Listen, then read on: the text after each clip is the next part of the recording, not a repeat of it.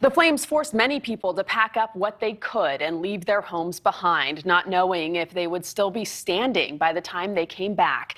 Joining me now is someone who was faced with that very decision. Liz Burnham, thank you so much for being here with us tonight. Hi.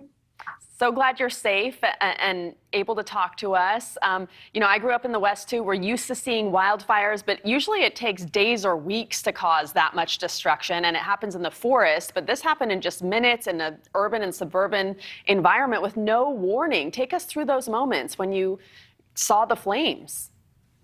I saw the smoke. I was working from home, and I just looked out the window and saw a bunch of smoke. And so I went to go talk to one of my neighbors, and he explained to me that there was a wildfire that had caught, and based off of how the smoke was changing, it had started to hit some structures. And so at that point, I just kept going to check, and I was documenting it on my phone to share with friends and family. And after about an hour of just looking at the smoke, it became so thick that I couldn't breathe or see anymore. And so I decided to pack a go bag just in case. I really thought I was overreacting. I mean, there was an entire 6-lane highway between my apartment and the fire where it was supposed to be. And about half an hour after I packed my bag, I just went and looked outside, and I saw a good 7-foot tall wall of flames coming towards my apartment. And so I grabbed what I had packed already and ran to my car and left as quickly as I could. Wow, that must have been terrifying. So are you back home now, and is everything okay with your apartment building?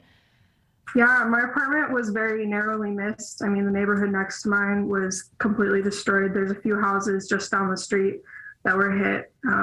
And so I don't know how it happened, but somehow ours survived, wasn't even touched by the flames. So we were able to come home yesterday, and the power came on last night. We just still don't have any heat or water, but we're at least able to be in the comfort of our own home. Yeah, and your belongings that survived. And I'm sure you've seen, people who were less fortunate returning to their property to find nothing. What is that like, just, as someone who lives in that community and who's so close to it?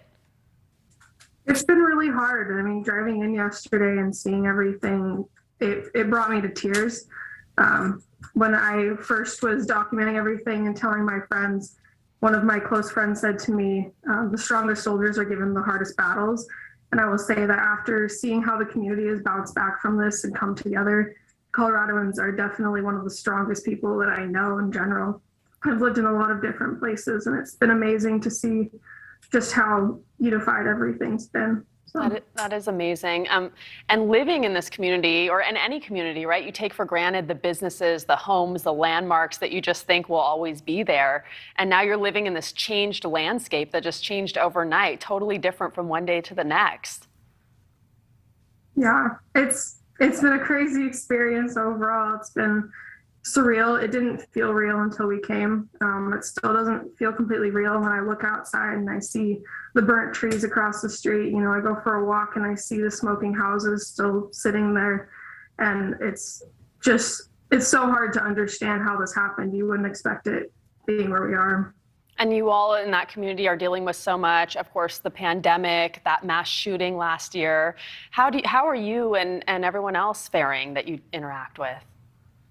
My neighbors and I, we came together today. We all were coming to check on our apartments to see what damage had been done. And we ended up talking, a couple of us. And I think we're still in shock. It's still hard to understand and grasp everything that happened. My first day living in Colorado was the day of the King Super shooting in Boulder, Colorado. And I mean, since then, it just seems to be piling up. So it's been surreal, and none of us can really understand how this just keeps happening, how things keep building up. So. Well, I hate to end on that note, but we're so glad that you're okay. Our thoughts go out to all of you there. Liz, thank you so much for joining us tonight. Yeah, thank you. Thanks for watching. Click the red subscribe button below so you can get more of NewsNation's fact-driven, unbiased coverage.